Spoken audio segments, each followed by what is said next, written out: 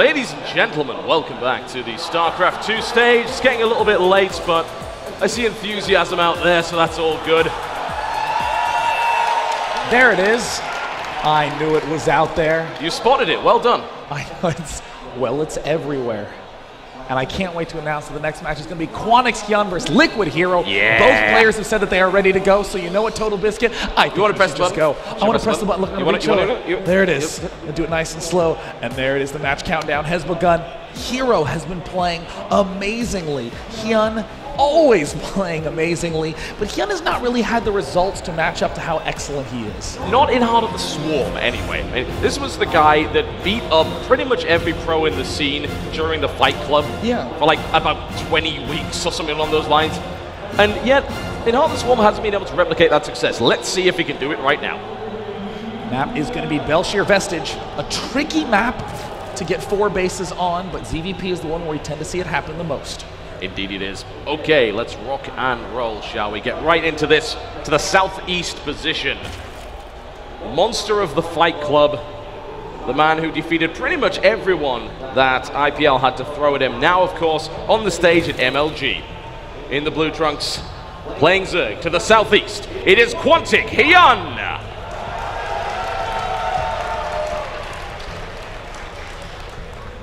And spawning all the way up or yonder in the top left position. Uncharacteristically not going for an early gateway play. He's been able to win championships abroad, looking for one on North American soil. It is none other than Liquid Hero!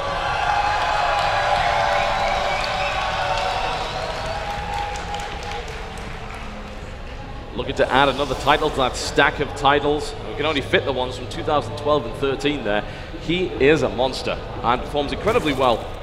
And quite frankly, his only weakness was the fact that he was fairly easily tilted, a very emotional player. Oh yeah, I mean, honestly, Hero, I mean, I was talking about it at the start of the tournament, has had probably some of the highest variance for a world-class player out there. Oh yeah. I mean, looked just beautiful in the WCS Premier League that he won earlier this year for Season 1 in North America, but when he went to Korea, really crumbled. But here, looking sensational yet again.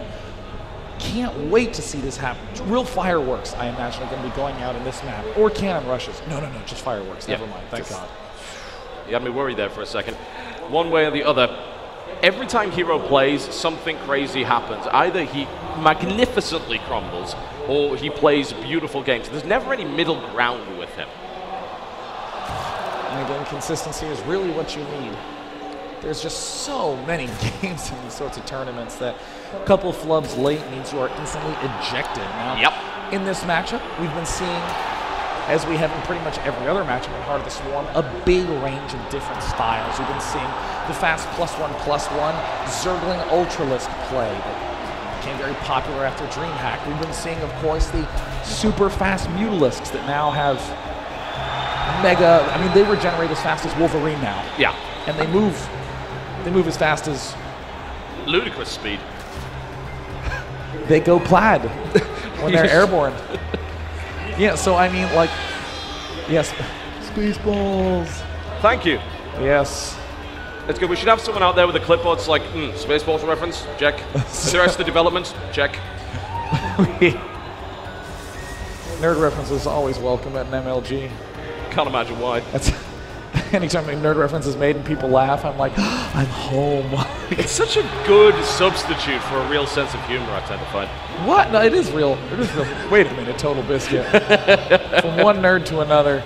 You know, past Mutalisk, we've seen Hydra pushes, all sorts of craziness. The big thing I think that Protoss are struggling with the most is transitions into Muta. Yes. Ling Hydra transition to Muta, Roach Ling transition to Muta. Yeah, because it's not obvious, is it? It's something that just pops out of nowhere once the Spire goes up, and it's also at a stage of the game where the player can often bank a lot more gas. Like if you went straight to Spire, maybe it's 7 to about 9 Mutalisks, and that you can handle that. That can be dealt with.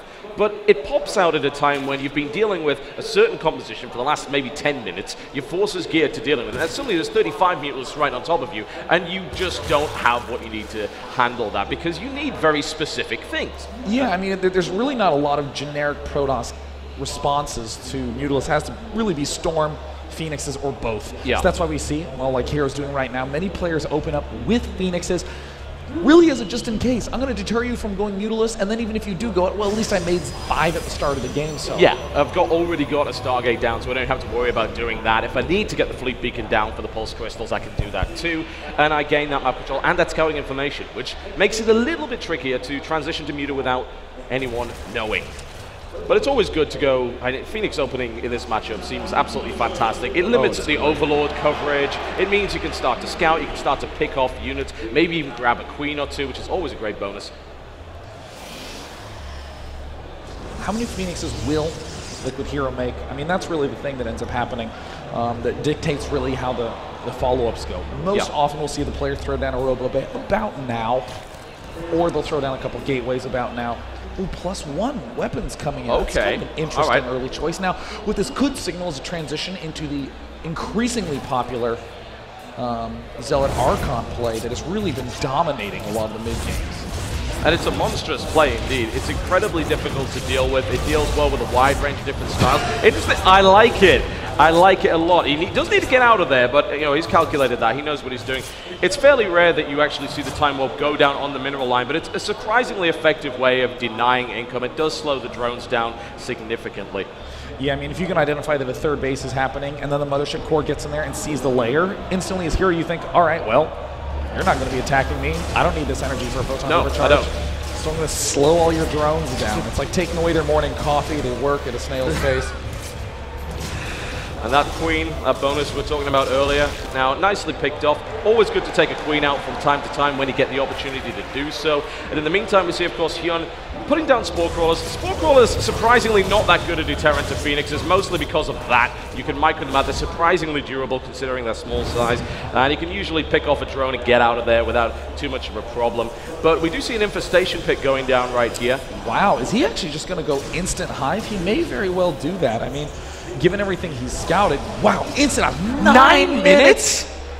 Nice coordination, Total Biscuit. We practice that. We do this for a living. Wow. Man, if they're that easy to impress, we should try and do that more often. That's the most cheers I've had all week. That is just showing off. All right, he's lifted his probe. And then it dies. I want to know what the eye contact was like between the Phoenix and that probe at that last second. Like, I'm so sorry, I'm going to take the energy. And off he fell. So we see Hydra Den, Roachborn coming up. So essentially what we're seeing Hyun do is the Roach Hydra Viper composition is very strong. It's and beautiful, he's it's great. Rushing for it. He sees, oh, you go air? You can't attack me early at all, so I'm going to rush out the Vipers. But wow, Hero has a nice little counterattack plan. Oh yes, he has a gigantic stack of Zealots heading in there. He's going to be able to lift up the Queen, take out the Spore Crawler, so the Phoenixes are able to do that. The Phoenixes might want to shoot it, that's usually a good idea, but aside from that, the Zealots able to come around, and there goes the Queen.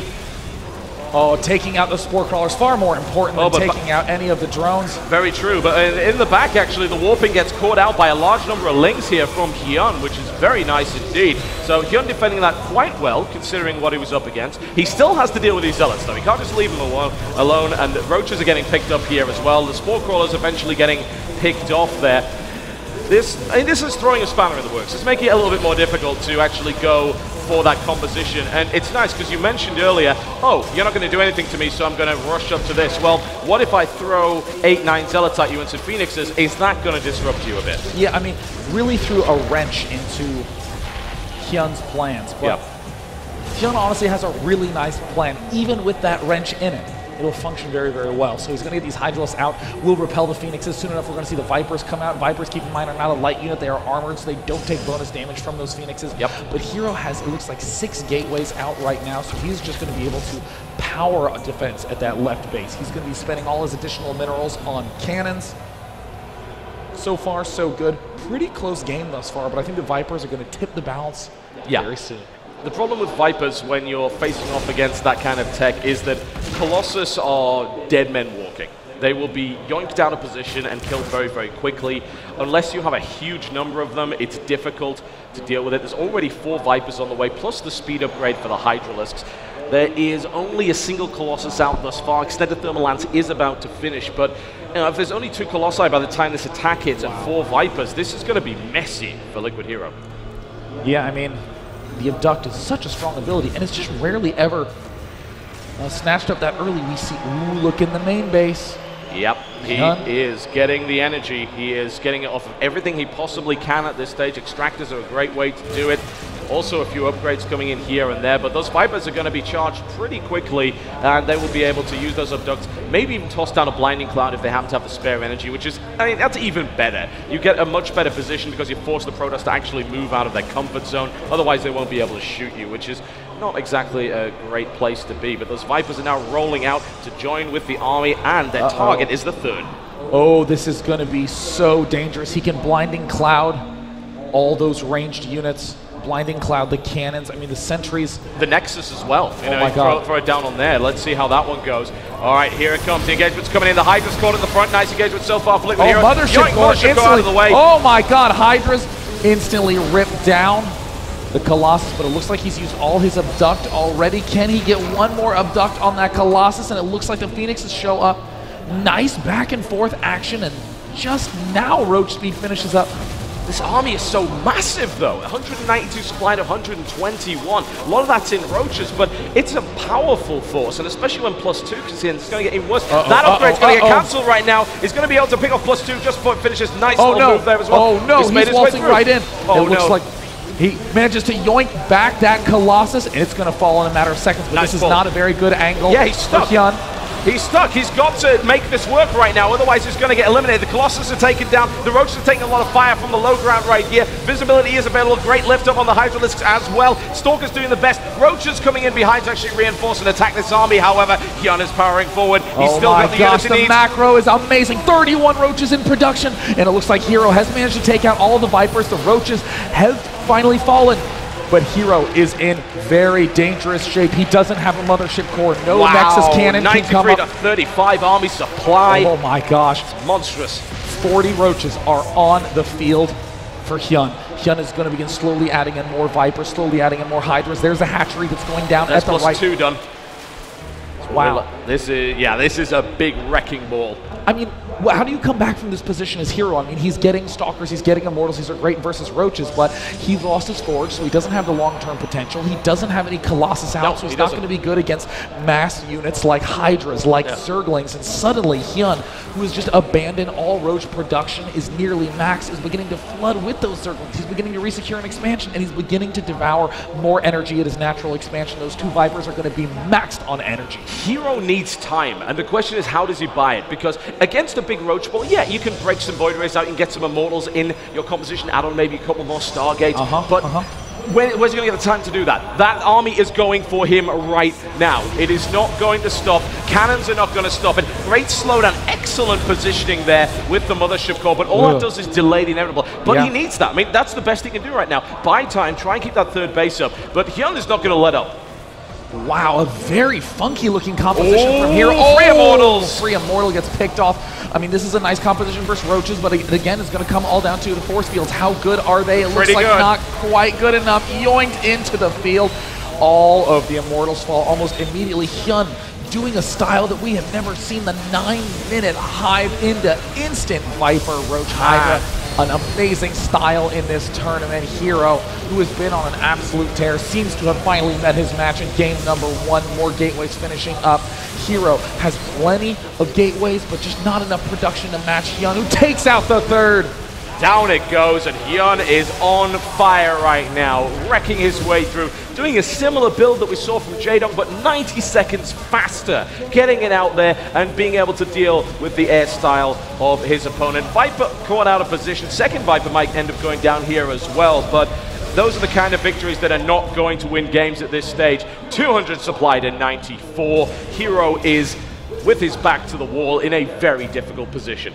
Looks like the Ultralisk Cavern is going to be the follow-up choice for Hyun in true Swarm style, overrunning the front. Force fields go down, still not even enough. An Immortal in amazing position. Stalkers, Zealots in amazing position, but can it best the Swarm? Hyun claims no. It is the last stand of the Protoss right here on Belshir Vestige, and it is going to be a bloody one. GG. Now that is the Hyun I remember. You know, Hyun, like many Zerg players, well, like many players in general, struggle to find a comfortable style in Heart of the Swarm. Struggle to find solid answers, and that play we saw, no gimmick about it. Solid to the core, and just terrifying to deal with as a Protoss. Yeah, I mean, the fact that he could max out so quickly on such high tech, going to Hive tech so early, I mean, I've never seen an earlier Hive, not in a pro game. That does mean that right now, Quantix Hyun leads the series 1-0. If he wins this series, he will advance to Open Winners round